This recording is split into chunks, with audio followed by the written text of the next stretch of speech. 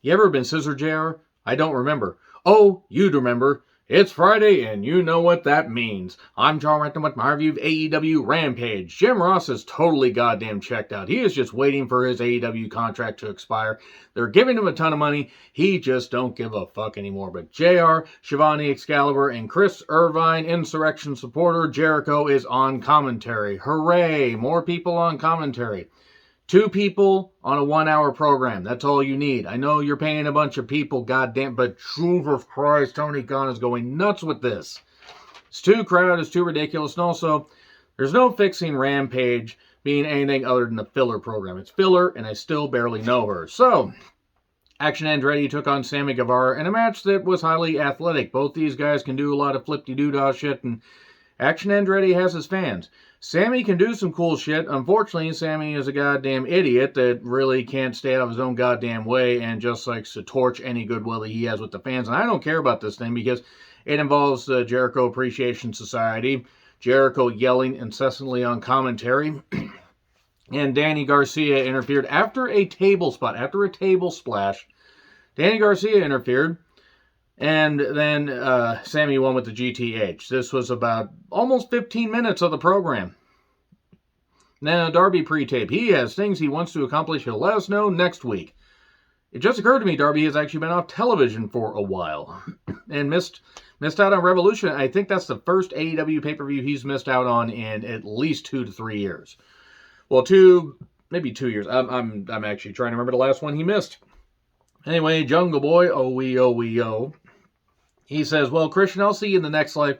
I'm focused on championships. So watch Luchasaurus at his show back up, and they continue that feud. It does seem like they're finally done with him and Christian, which they have to be, because the casket just did the Super Mario drop, and it was hilarious, but nevertheless, he's coming for someone's championship. Speaking of championships, here's Hobbs with QT. Hobbs is a current TNT champion. I'm happy for Hobbs. I'm not happy that QT is on my television screen. Nothing against him personally, but this is bad. The debut episode of QTV, we will show you who broke into Wardlow's car. So they're turning it into a storyline. If it turns out this actually is a storyline, and it's a really bad storyline, they shouldn't do that. But I'm sure Wardlow got compensated, but aligning Hobbs with QT, this is a bad idea. Even as good as Hobbs is, he needs to be just out on his own, being a beast, destroying people. But no, let's include QT. There are too many people on television that don't need to be on television. The Acclaim took on Starboy Charlie and Jack Cartwheel. I don't know who either of these people are.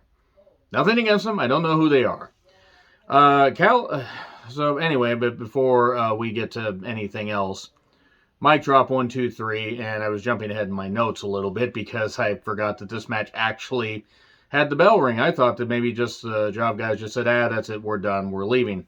Pre-tape on, with Chris Irvine, and I will stop calling him by his government name when he apologizes for the fact that his wife is an insurrection supporter. He's a goddamn piece of shit. Garcia and Sammy Guevara are also there. Trios Championship hype.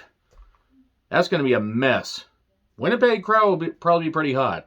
Takeshita took on Preston Vance with Jose, referee Rick Knox, so nothing will get called because Rick Knox is an idiot.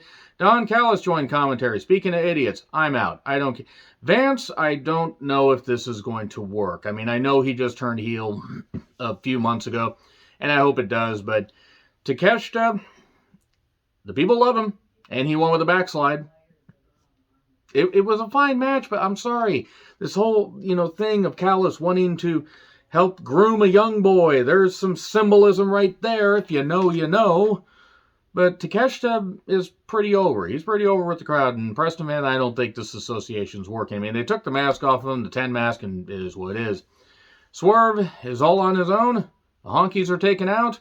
And he is not done with Keith Lee. You're not going to see it coming. Have eyes in the back of your head. So, Mark Briscoe promo. I'm glad that he's gained television time. He says, Tony Khan, we got to do something about the Ring of Honor Tag Team Championship scene because his brother, unfortunately, is no longer here. Let's have a reach for the sky ladder match. Get a whole bunch of tag teams, have it a super card of honor. The first team is going to be the Lucha Bros. Them in a ladder match makes sense. And cool. All right, I'm probably not going to watch Super Card of Honor because I'm not going to have time. I'm not going to have time, guys. I already got a whole bunch of other stuff I got to review and a whole bunch of, work that I have to do.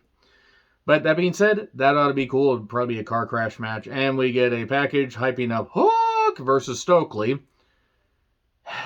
And then we get Nyla Rose with Marina Shafir, I think, but we still don't know her, against Riho. She's a lovely fluffer. Look, people like Riho. I have nothing personal against her. Nyla Rose should have beaten Riho to become the first AEW Women's Champion. And I'm just going to say right now that this match was as unbelievable as their first one and any of the other ones they have. I understand that Riho can do the moves, but you know what? Nyla should have beaten her flat. Should have beaten her goddamn flat. But no, even with interference, Riho wins with a roll-up. Then they beat her up. And then Saraya, Defender of Abuser versus Tony and Ruby Soho, the trio of just...